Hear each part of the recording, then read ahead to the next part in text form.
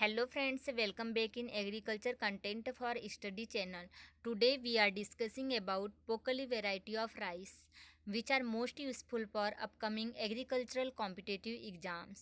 तो आज हम डिस्कस करेंगे पोकली वेराइटी ऑफ राइस। यदि आप हमारे चैनल पर नए हैं तो हमारे चैनल को सब्सक्राइब करें ताकि ऐसे इम्पॉर्टेंट वीडियोस आपको प्राप्त होते रहे तथा इस वीडियो को लास्ट तक ज़रूर देखें क्योंकि ये वीडियो आपको agriculture based different competitive exams में हेल्प पहुंचाएंगे।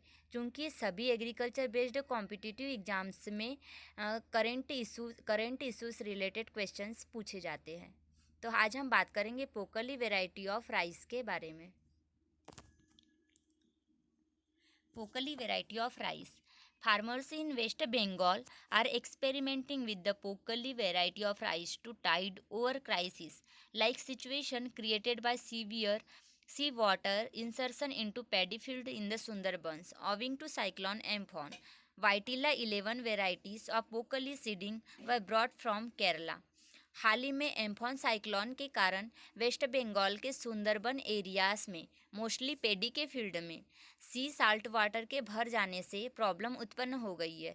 इस वजह से वेस्ट बंगाल के फार्मर्स ने वेस्ट बंगाल के साउदर्न 24 परगनास डिस्ट्रिक्ट में पोकली की वाइटिला 11 वैरायटी को केरला से लिया तथा उसकी ट्रांसप्लांटिंग की। अब बात करेंगे इस वैरायटीज़ को वेस्ट बंगाल के फार्मर्स ने क्यों प्रीफर किया। इसमें ऐसे कुछ कैरेक्टरिस्टिक्स के कारण जिसके वजह से उस एरियाज में वह एडॉप्टेबल हुई। तो अब हम बात करेंगे पोकली वैरायटीज़ के कैरेक्टरिस्टिक्स के बारे में।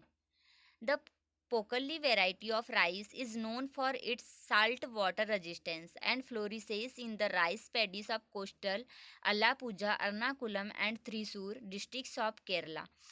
चावल या धान की पोकली वेराइटी अपने खारे जल के प्रतिरोध के कारण या साल्ट वाटर रेजिस्टेंस के कारण फेमस है।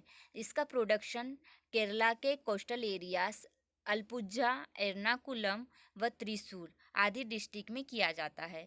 The single season paddy is raised in salt water fields between June and November followed by a season of fish farming. इसकी खेती जून से नवंबर के बीच में साल्ट वाटर के खेतों में की जाती है। इसके पश्चात इन्हीं फील्ड्स में फिश फार्मिंग भी की जाती है।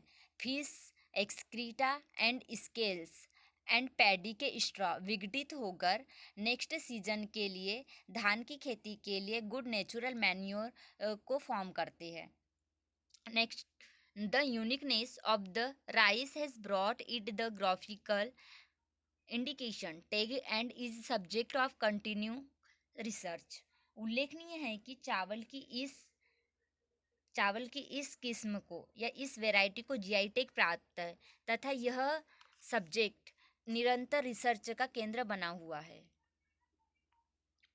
Several foreign research institutes including the International Rice Research Institute in Philippines have been studying Pokali gene pools and have identified a portion of DNA on one of its chromosomes that is crucial for salt tolerance.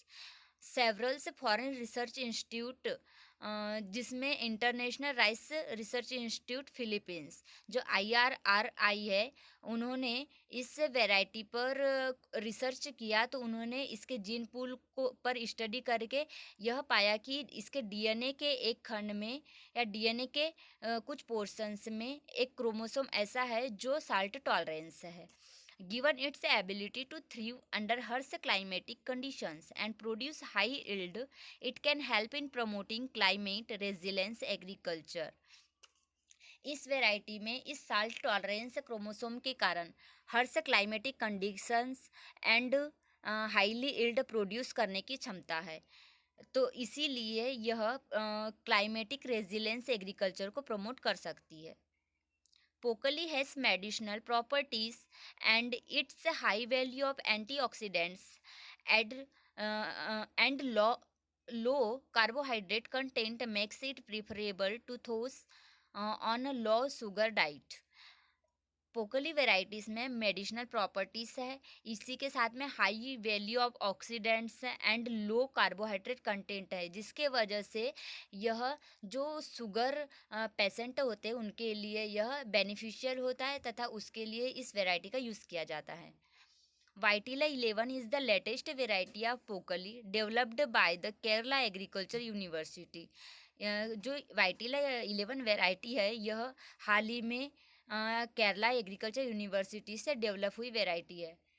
It it's about 5 turns per hectare, skilled 5 ton per hectare है तथा the crop duration is about 110 days. यह crop 110 days की है, इसका crop duration 110 days है। ऐसे ही important videos प्राप्त करने के लिए हमारे चैनल पर बने रहे। Thanks for watching this video.